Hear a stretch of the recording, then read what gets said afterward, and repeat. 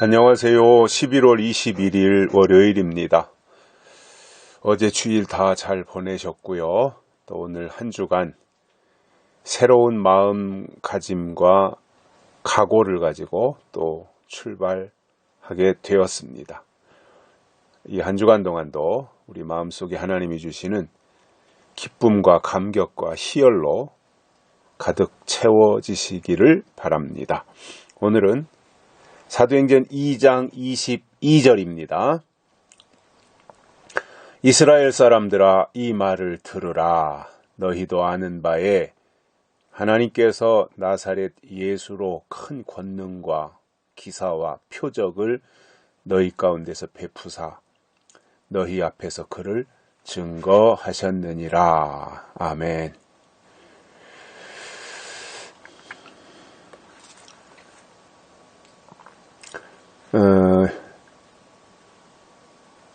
이스라엘 사람들을 향해서 들으라 이렇게 외치고 있습니다. 그러니까 성경은 구약 성경은 이스라엘 백성들에게 주신 거지요. 구약 성경은 신약 성경은 교회에 주신 겁니다. 신약에서는 교회가 이스라엘이니까요. 그래서 구약은 아브라함의 후손 벨렉 족속 이스라엘에게 주신 것이고, 신약은 이방인 시대니까 교회에게 주신 겁니다. 혈통적으로 아브라함의 후손이냐 아니냐 그건 의미가 없고요. 예수를 믿느냐 안 믿느냐, 성령을 받았느냐 받지 않았느냐, 이것에 의하여 이제 교회가 세워졌고, 그 교회에 몸담고 예수 그리스도를 나의 주로 고백하고 시인한 사람들이 모이는 곳이 교회인데, 교회에 주신 것이 신약입니다. 그리고 요한계시록은 물론 신약에 포함되어 있지만, 요한계시록은 마지막 예언서라고 볼 때 요한계시록을 따로 떼어내어서 보면, 요한계시록은 예수님이 재림하실 때 욥단 족속에게 주신 것이 요한계시록입니다. 그래서 대상이 누구냐를 잘 알아야 돼요.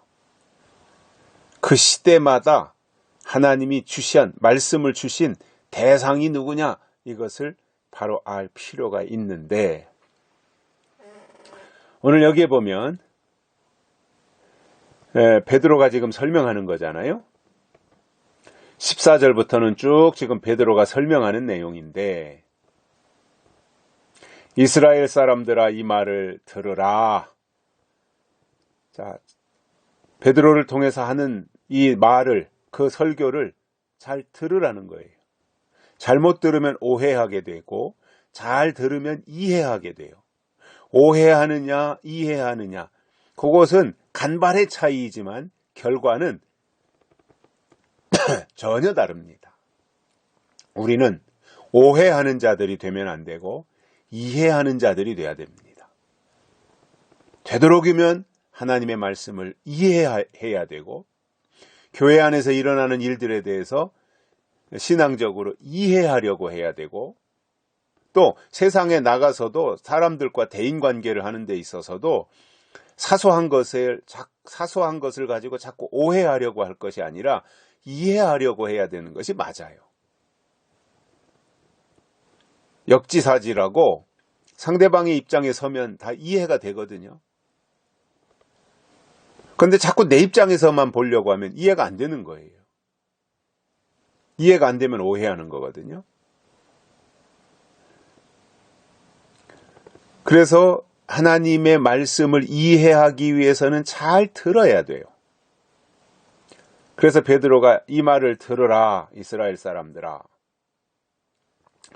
무슨 말이냐면, 너희도 아는 바에 하나님께서 나사렛 예수로 큰 권능과 기사와 표적을 너희 가운데서 베푸사 너희 앞에서 그를 증거하게 하셨느니라.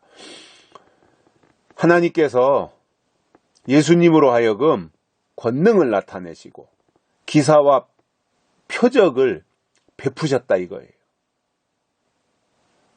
그러면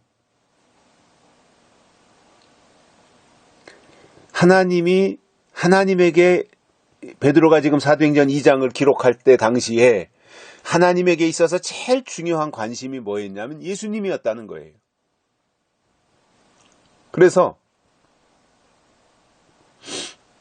예수님 이 땅에 하나님의 아들로 독생자로 이 땅에 보내셨을 때 사람들로 하여금 예수님을 믿게 하려고 권능과 기사와 표적을 베풀게 하면서 너희 앞에, 이스라엘 앞에 예수를 증거하게 하셨다 이 말입니다.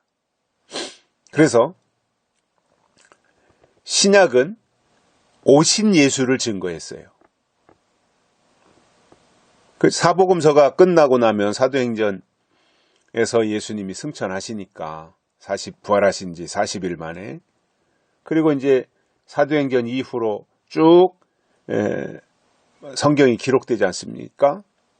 그래서 예수님이 오신 이후로 승천하신 이후로 신약 성경이 기록된 것은 오신 예수님에 대한 기록이에요. 오신 예수님에 대한. 그리고 요한계시록은 다시 오실 예수님에 대한 기록이에요. 그래서 신앙은 오신 예수님에 대해서도 잘 알아야 되지만 오신 예수님만 알고 거기에 머물러 있으면 50점밖에 안 돼요. 50점 맞아서 합격하는 건 없어요. 그래서 신약은 오신 예수님에 대해서 마태복음에서부터 유다서까지 오신 예수님에 대해서 기록한 것이고, 요한계시록은 앞으로 다시 오실 예수님에 대해서 기록한 거예요. 그래서 그것을 예언이라고 말하는 거예요.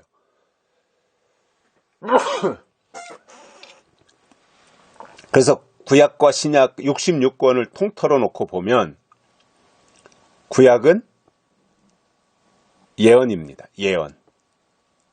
메시아가 오실 것이다 라고 하는 것에 대한 예언이에요. 그래서 구약 성경은 창세기부터 말라기까지 오실 예수님을 가리키고 있어요. 예언이에요. 예언. 구약은. 그리고 신약은 그 구약에서 예언한 그분이 오셨다. 그래서 예언이 성취된 거예요. 신약은 성취예요. 예언의 성취. 그리고 계시록은 완성이에요. 그래서 성경은 이 3단계로 되어 있습니다. 예언과 성취와 완성입니다. 그리고 구약에서도 한결같이 예수님을 가르치고 있고 예수님이 주인공이고, 신약에서도 예수님을 가리키며 예수님이 주인공이고, 십자가의 예수든 부활하신 예수든 예수님이 주인공이잖아요. 신약에서도. 그리고 요한계시록에서도 예수님이 주인공이에요. 다시 오실 예수님. 내가 재림 예수다. 이건 다 가짜라는 말이고 자기가 스스로 인정하는 거잖아요. 내가 재림 예수다. 그건 나는 가짜다 그 말하는 것과 똑같거든요. 예수님을 강조해야죠. 예수님을 가리켜야죠. 다시 오실 예수님을 설명하고 드러내고 높이고 이해하도록 만들어야 되는 거 아니겠어요? 그래서 성경의 구조가 이렇다라고 하는 것을 우리가 바로 알고, 하나님도 예수님을 증거하게 하기 위하여 예수님을 통해서 큰 권능과 기사와 표적을 베풀게 하셨던 것입니다. 여기까지 하겠습니다. 고맙습니다.